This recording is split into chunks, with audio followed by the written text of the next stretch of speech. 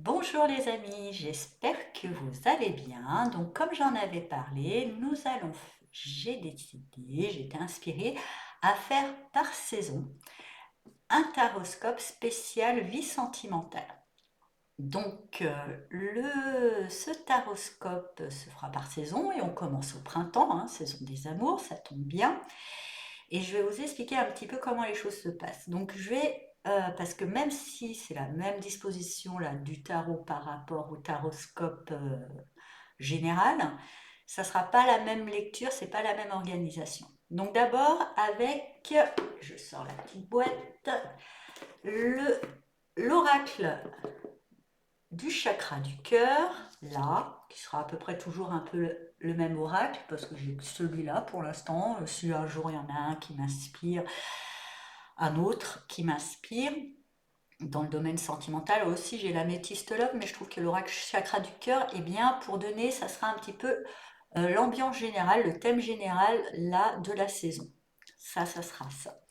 Ensuite, vu que c'est le printemps, j'ai choisi l'Ostara Tarot et j'ai disposé les cartes ainsi. Je vais vous expliquer. Sur cette colonne là, c'est vous.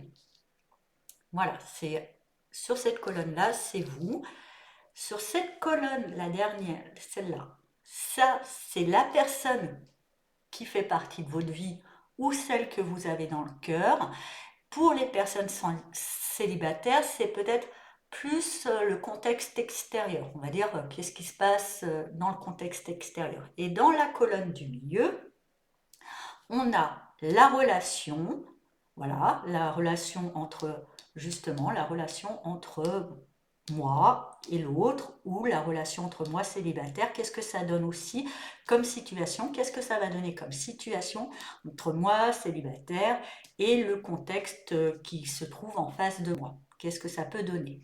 Comme on est par saison et que les saisons font 3 mois, cette première ligne, ça sera un peu le premier mois, le deuxième mois et le troisième mois.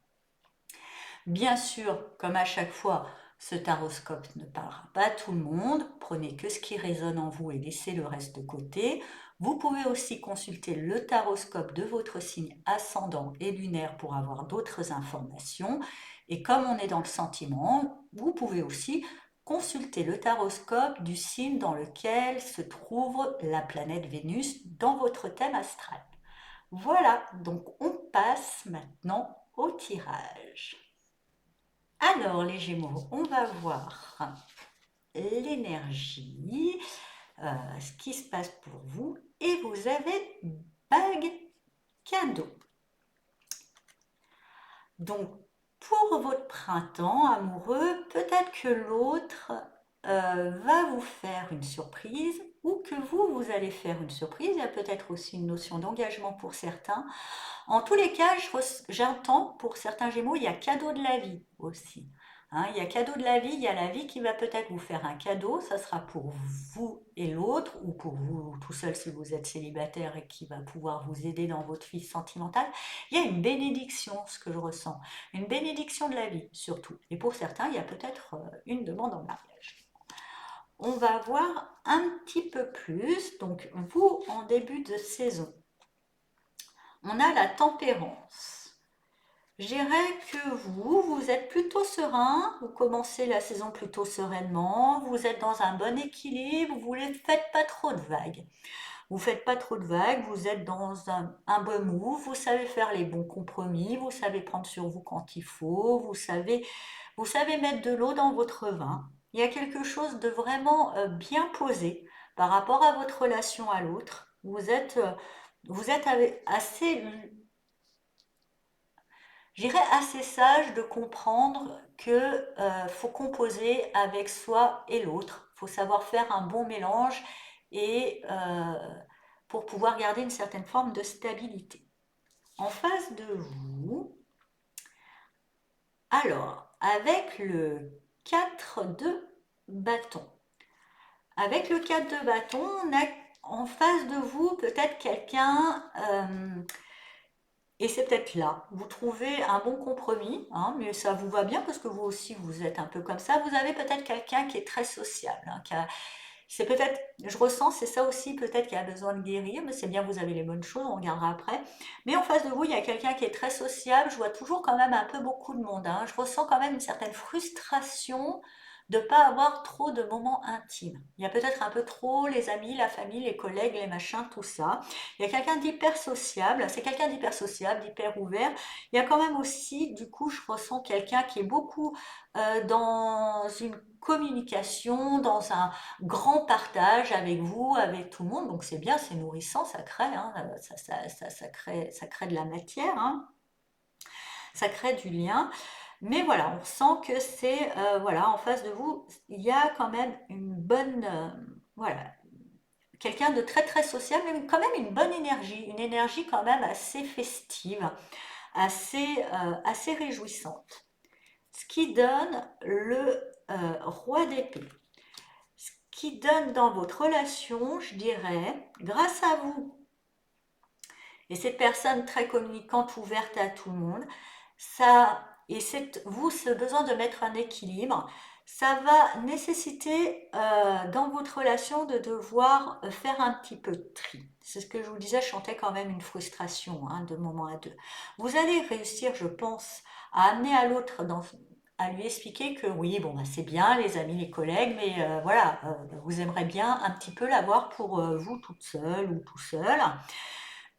Et du coup, ça vous invite à faire un certain tri et à trouver, puisque vous avez cette capacité-là, à trouver le bon équilibre, hein, à savoir proposer. Et l'autre saura, parce que quand même l'autre est dans une bonne ouverture d'esprit, saura entendre, voilà, comment il y aura quand même, du coup, ça va faire une relation où on est quand même dans une forme de réajustement, mais posé, intelligent, sans de vagues trop. On fait ce qu'il y a à faire, on pose nos frustrations, on pose nos envies, on pose tout ça sur la table, on fait le tri sans jugement, sans trop d'émotionnel qui prendrait le dessus, voilà, avec beaucoup de pragmatisme, ce que j'entends. Pour les célibataires, je dirais que voilà, vous êtes dans une certaine sérénité, vous avez nourri une foi, vous avez peut-être guéri quelque chose qui fait que vous pouvez voir et commencer à avoir en face de vous un monde d'opportunités, un monde de rencontres, mais vous comprenez avec lucidité, parce que peut-être je ressens pour certains célibataires, vu qu'il y a une notion de guérison qu'ils ont peut-être dû morfler, hein, avant, que dans ce monde d'opportunités, il est quand même nécessaire de faire un juste tri. Tout n'est pas bon à prendre. Voilà. Alors, en deuxième période, vous, ah bah beaucoup comme les taureaux, vous vous posez, hein, vous vous posez justement, vous vous ancrez, vous êtes bien, vous êtes stable, vous avez quand même là du coup quand même l'envie de stabiliser une notion de famille, ce que je ressens pour vous les Gémeaux. Il y a besoin de poser sa famille. Pour vous, la relation de couple, c'est pas que, bah, peut-être déjà justement parce que ces personnes en face étaient peut-être beaucoup sociables et tout, donc il va falloir dans vos compromis, dans vos pourparlers, dans vos contrats que vous avez établis, intégrer certaines personnes, ok, je les intègre, et vous avez envie, hein, même si vous n'avez pas d'enfant, de créer une certaine forme de famille. Ça ne sera pas que la relation de couple, ça sera aussi la relation de famille qui sera importante pour vous, que vous aurez envie de nourrir, de stabiliser et de rendre solide. En face de vous, vous avez l'as de bâton. Alors je dirais, en face de vous, vous avez quelqu'un rempli d'enthousiasme, hein, une bonne énergie, peut-être aussi un grand appétit sexuel. Alléluia, puisque vous aimez aussi un bon roi de denier. Vous aimez, je l'avais dit bâton, je m'étais trompée. Denier, en bon roi de denier, vous aimez vous faire du bien, hein, donc voilà, tant mieux. Mais en tous les cas, quelqu'un de motivé, hein. Il y a quelqu'un de motivé en face de vous, donc vous qui a envie de stabiliser, mais de manière un peu plus posée, hein. On est moins dans le fuego. Là, en face de vous, quelqu'un qui est peut-être un petit peu, alors peut-être sujet aussi à certaines prises de colère, mais vous savez les accueillir sereinement en vous disant, oh, ça va passer. Ça va passer, moi je reste centrée, alignée sur mon objectif famille. Mais voilà, vous saurez voilà, en face de vous, il y a quand même quelque chose de feu, passionné, mais aussi avec l'envers du décor, je ressens aussi peut-être des petites crises de colère. Ça va donner quoi? ben, ça va donner le 6 de coupe. Et je dirais que ça va justement permettre de passer un cap dans la relation, dans quelque chose de plus adulte. Le 6 de coupe peut parler d'un nostalgie du temps ancien, mais le 6 de coupe peut parler aussi de la relation de couple. C'est la version, vous voyez, c'est le 2, c'est après le 5, il y a voilà, le 2, c'est la deuxième de la moitié là, dans les choses plus mature. On peut comparer le 6 de coupe aussi au couple de papy-mamie qui ont vécu toutes les guerres, qui se sont posés, qui ont su en faire les enseignements et qui savent s'ancrer. Donc du coup, ça va mettre une relation assez sereine, assez bien, où vous saurez euh, vous dire on profite des bons moments sans trop se prendre la tête. On sait accueillir parce que la vie est assez difficile comme ça. Les choses sont assez difficiles comme ça pour pas besoin de se mettre des problèmes là où on n'en a pas besoin. On profite des bons moments, on reste dans une certaine forme de simplicité. On n'a plus, vous voyez, cette sagesse de plus espérer d'avoir le château en Espagne et tout ça. On est content d'avoir son transat sur le balcon, c'est déjà super bien. On sait savourer ce qu'on a grâce à cet ancrage. Et je dirais cette motivation-là. Donc pour moi, ce qui est bien, c'est que même malgré tout, dans tous les petits accès de colère, vous arrivez à stabiliser et trouver une certaine douceur de vivre. Voilà. Pour les célibataires, justement, vous êtes alignés, hein, vous êtes guéris, vous êtes alignés, vous êtes concentrés sur vos objectifs. Vous avez envie d'une relation sérieuse. Vous savez ce que vous voulez. Et vous allez peut-être en face de vous, il y a quand même la possibilité de première rencontre. Et c'est pour ça qu'on vous dit, sachez aussi profiter, soyez pas trop aussi, même si c'est votre but. Quand on est dans la rencontre, on ne veut pas dire tout de suite que c'est du sérieux et qu'on va faire la famille. On va se dire, on est justement dans la rencontre, parce qu'en face de vous, c'est vraiment la notion de rencontre, on est dans le feu, on est dans l'attirance physique, on n'est pas tout de suite à faire des plans, on va s'acheter la maison, la barbecue et le chien, quoi, voilà. Donc, tempérez ça, même si ça reste en vous, ça c'est votre objectif à long terme. Sachez revenir dans le présent, mais vu votre ancrage, il n'y a pas de souci pour savourer le moment, car le moment de la rencontre de cette euphorie, même si ma foi, après, bah, ça n'évolue pas, c'est pas grave, au suivant. Mais ces moments si vous savez apprécier, vous pourrez avoir de bons moments de partage simples et sereins. Ensuite, vous partez un petit peu dans le monde des rêves, hein. Vous partez un petit peu dans le monde des rêves. Il y a une hypersensibilité qui arrive, hein, par rapport à cette. Je dirais que vous allez vivre plus votre relation à l'autre, plus dans votre intériorité, comment je la ressens. Ça va être très important. Vous allez vous reconnecter, vous voyez, cette main sur le cœur. Je me reconnais comment ça vibre en moi. Vous aurez besoin de savoir comment ça vibre en vous. Vous aurez besoin aussi que ça vibre aussi en vous. Déjà, est-ce que ça vibre en moi?